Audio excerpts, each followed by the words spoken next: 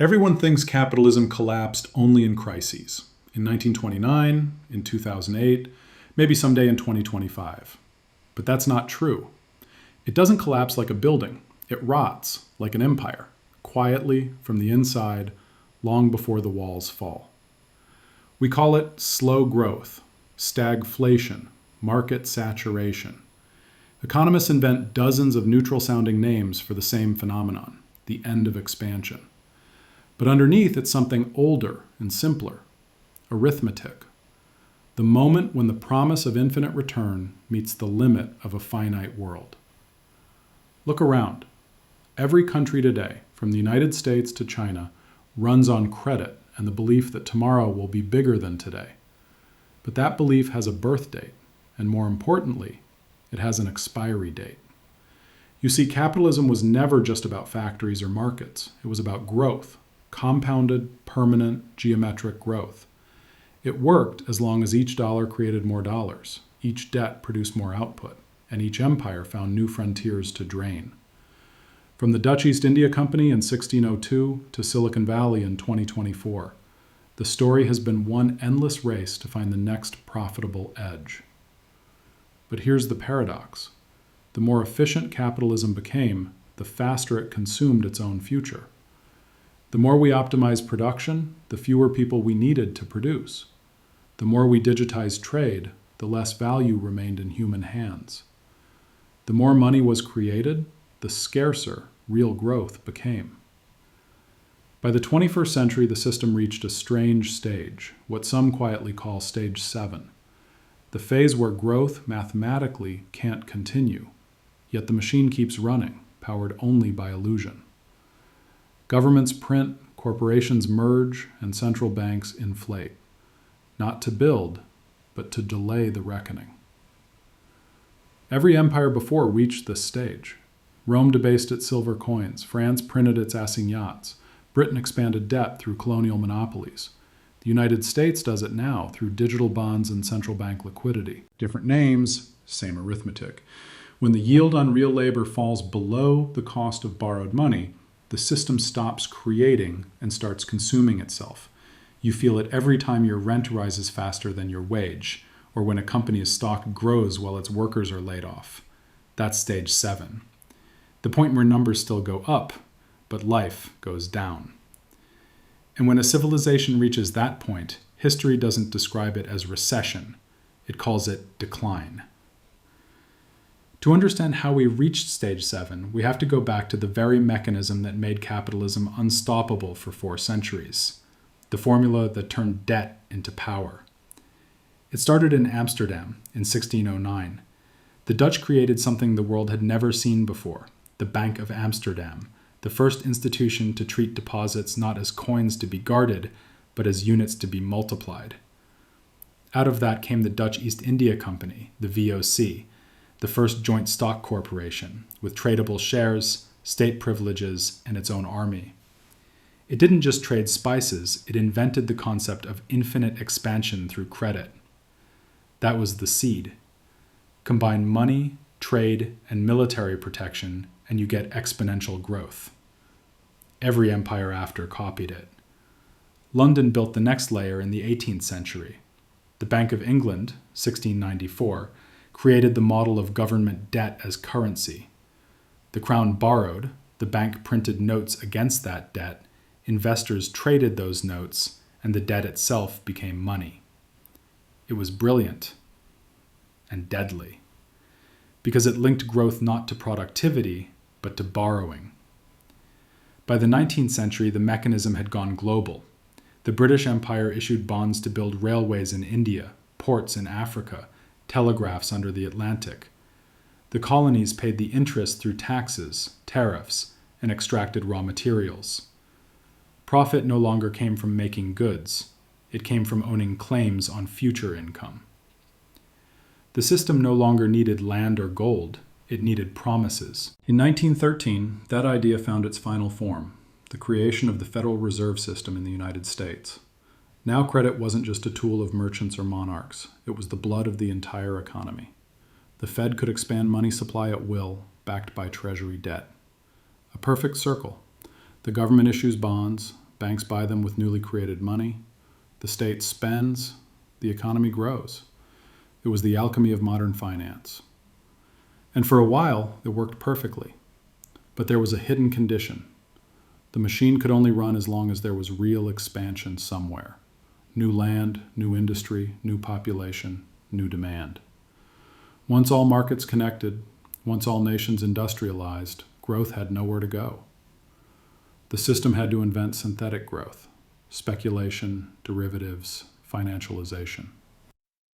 By the 1970s, when the U.S. cut the dollar's link to gold, the last restraint disappeared. Capitalism became a self-referential mirror, money backed only by confidence in more money. And yet, at its core, it's the same machine the Dutch built in the 1600s, an empire of credit disguised as prosperity. It rewards speed over substance, expansion over balance. And it's designed not for stability, but for compounding. Every dollar demands another. Every debt requires more debt to sustain it. Until the line turns vertical, and then collapses. So when people say the system is broken, they miss the point. It isn't broken. It's working exactly as designed, to grow until it mathematically can't.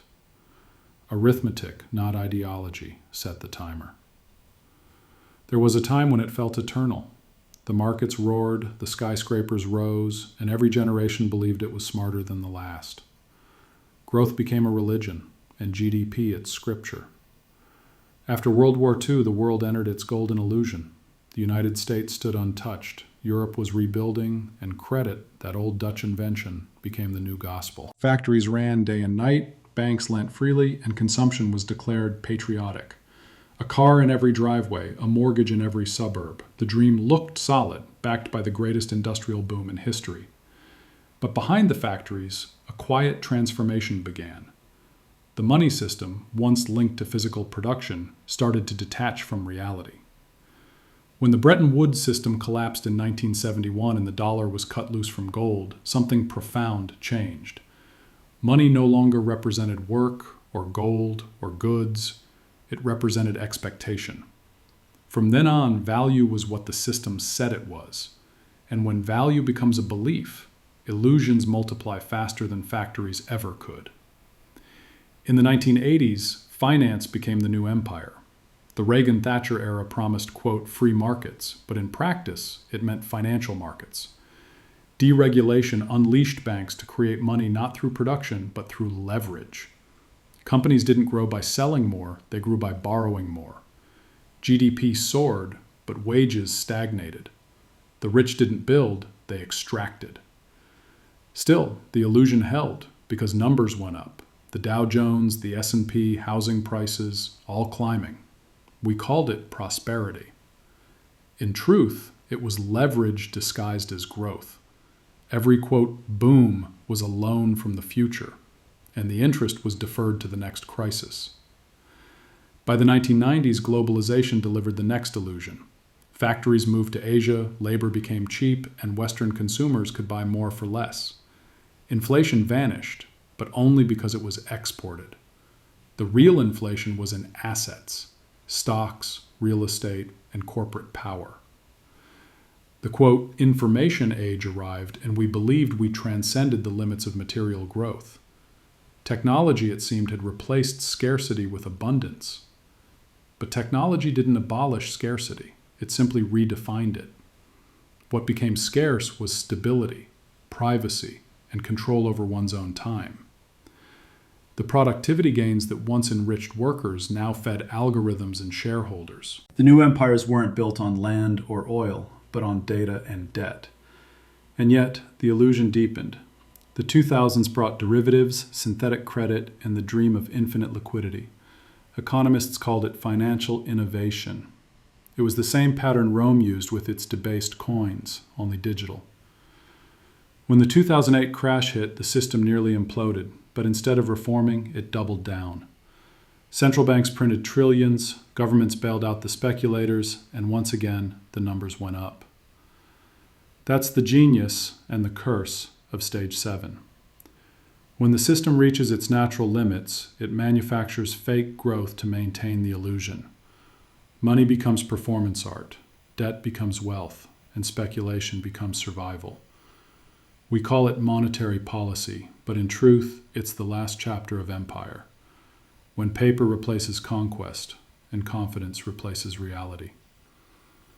The world has been living in that illusion for half a century now. You feel it every time the headlines say record profits, while your grocery bill breaks records too. It's not an accident. It's arithmetic wearing a smile. If this opened your eyes to how the growth of the past 50 years was engineered, drop a comment and tell me what moment you think the illusion began to crack. Arithmetic always wins. No matter how elegant the theory, how confident the politicians, or how aggressive the printing press, the numbers eventually expose the lie. That's the moment when politics meets mathematics, and politics always loses. For a while, the illusion of endless growth is self-sustaining. Markets rise because people believe they will rise. Governments borrow because investors believe they'll repay. Banks lend because they know the central bank will save them. But when belief itself becomes the only collateral, one tremor is enough to reveal the void beneath. In 2008, the mask slipped. The world discovered that its growth was made of derivatives. Contracts built upon contracts, debts stacked like mirrors reflecting nothing. The losses were not millions or billions, but trillions. To keep the system alive, central banks created even more money, flooding markets with liquidity. It was triage, not cure. The patient survived, but only as a financial zombie, unable to grow without artificial stimulus. That's when capitalism quietly crossed a line, from productive to extractive, from self-renewing to self-consuming. Growth no longer paid for itself. It had to be subsidized. And so governments began to run permanent deficits. Companies began to borrow to buy back their own shares, and consumers were told that credit cards were financial freedom. We built an economy on debt pyramids while calling it recovery. The numbers said record stock market, but productivity barely moved. Wages froze. The middle class, once the engine of demand, became the fuel for financial profits. Every crisis that followed, 2020, 2022, 2024, demanded bigger rescues, larger injections, more quantitative easing. The medicine became the addiction. And yet the deeper truth is older than our time. Every empire has faced this exact reckoning. In Rome, emperors replaced silver with tin and called it reform. In 18th century France, ministers printed assignats backed by confiscated land, a paper illusion that ended in bread riots. In the late British Empire, the pound collapsed under the weight of global debt. The pattern repeats. When claims on wealth grow faster than wealth itself, collapse is only a question of timing. What we're seeing now is not a crisis of capitalism. It's the exposure of its mathematical limit. Growth, by definition, cannot be infinite on a finite planet. When interest must compound forever, but resources, labor, and trust cannot, something has to break. The breaking point isn't dramatic, it's quiet. You see it when central banks print trillions, yet real investment stalls. You see it when GDP rises, but life expectancy falls. You see it when the most profitable industries are not those that produce, but those that manipulate. Finance, data, debt. Stage 7 isn't the explosion. It's the slow implosion, a controlled demolition hidden behind official optimism. The rulers promise soft landings, but history knows no such thing. Arithmetic doesn't land softly. It lands exactly where it must. And the irony is brutal. The very tools designed to save capitalism, credit expansion, money creation, artificial demand, are the ones that now consume it. The system eats its future to feed its present. If this part made the pattern clearer for you, if you see echoes of Rome, of France, of 2008 in today's headlines, right where you're watching from. Arithmetic, after all, is global. If you're hearing this in 2025, you're living inside the aftermath. Stage 7 isn't a future event. It's the water we swim in. Quiet, invisible, but everywhere. The system didn't crash. It flattened. A world stuck in perpetual motion without direction. Governments keep spending, central banks keep printing, markets keep rising, and yet everything feels stagnant. That's the signature of this era. Inflated numbers deflated lives. The illusion didn't vanish, it evolved. After 2008, the world entered the phase of monetary governance. Growth no longer came from invention or industry, it came from central bank balance sheets. Between 2008 and 2023, the combined balance sheets of the Federal Reserve, the European Central Bank, and the Bank of Japan rose from 5 trillion to over 25 trillion. Trillions, not earned, not mined, not built, simply typed into existence. We were told it was necessary to stabilize markets, to stimulate growth. But that money didn't flow to the real economy. It flowed into assets. Stocks, real estate, and corporate bonds inflated beyond reason, while wages and productivity crawled. The result? A world where billionaires multiply faster than trees, and yet half the population can't afford a mortgage. And still, the arithmetic runs on. Every new crisis demands new liquidity. The 2020 pandemic triggered $16 trillion in global stimulus. The energy shocks of 2022 added another wave.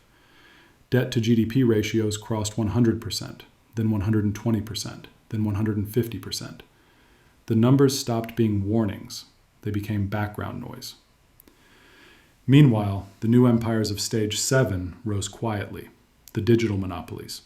Apple, Amazon, Google, BlackRock. These are not companies, they're financial states. They issue their own money-like assets, control data flows, and influence governments more than parliaments do.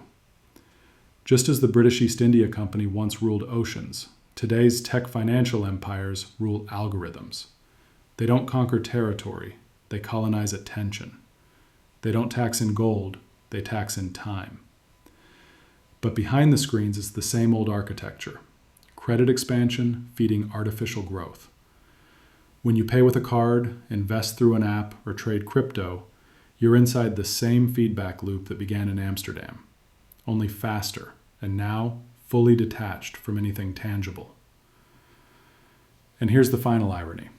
The very concept of growth, the sacred metric of our civilization, has become meaningless. $1 billion gain in stock valuation counts as growth, even if no new factory is built. A government that borrows to pay interest counts that as growth too. We have institutionalized illusion into statistics. The social cost is everywhere. The middle class shrinking, politics polarizing, youth disillusioned. Because deep down, people sense it. The ladder has no top rung anymore. The rewards go to those who control credit, not those who create value. History whispers the same warning each time. When money becomes divorced from labor, when rentiers replace builders, collapse becomes moral before it becomes financial. Rome called it decadence. France called it revolution. We call it inequality. It's the same decay, dressed in modern language. So when you hear about new growth strategies or green transitions, remember, unless they change the structure, they only extend the illusion. Growth at this stage doesn't heal, it hides. If this part resonated, if you see how the empires of credit now wear digital faces, write in the comments what signs of stage 7 you notice around you. The symptoms are global, but recognition begins individually. Every civilization believes it is eternal. Ours is no exception. We think we've transcended history, that data, AI, and monetary policy have freed us from the old laws of decline. But numbers don't care about belief. Arithmetic has no ideology, and when growth dies, it doesn't announce it. It just stops multiplying. What we're witnessing isn't the end of capitalism. It's the end of its expansion phase. The engine that once turned debt into wealth has consumed its own fuel. The system still moves, through inertia, through habit, through fear of stopping. But its direction is circular. Money chases itself. Governments refinance debt with more debt. And people work not to live better, but simply to stay in place. This is what historians call the late empire condition. Rome paved roads long after it stopped conquering. France built palaces long after it lost colonies. We build data centers while our bridges crumble. When expansion ends, spectacle replaces progress. Stage 7 is the moment when a society mistakes motion for growth, liquidity for wealth, headlines for hope. But beneath that noise, something silent happens. The return of reality. The arithmetic we've deferred for centuries begins to call in its debt. Every borrowed future must one day be paid in present tense. The true danger isn't collapse. Collapse can clear the field. The danger is stasis, a system that refuses to die but no longer knows how to live. A world where innovation means rearranging debt, where politics means managing decline, and where the greatest sin is to stop pretending. And yet, there's a hidden mercy in arithmetic. It enforces truth. It reminds us that wealth is not numbers on a screen, but food, energy, trust, and time. That societies survive not by inflating value, but by renewing meaning. When we accept that growth cannot be infinite, we can choose something better: equilibrium. Sustainability not as slogan, but as mathematics restored to honesty. If you've listened this far, you already sense it. The next age won't be about profit, it will be about balance. Whether we build that consciously or wait for arithmetic to impose it, that's the last choice every empire gets to make. If this closing thought struck a chord right where you're watching from, because history is being rewritten, and this time, the numbers are watching us.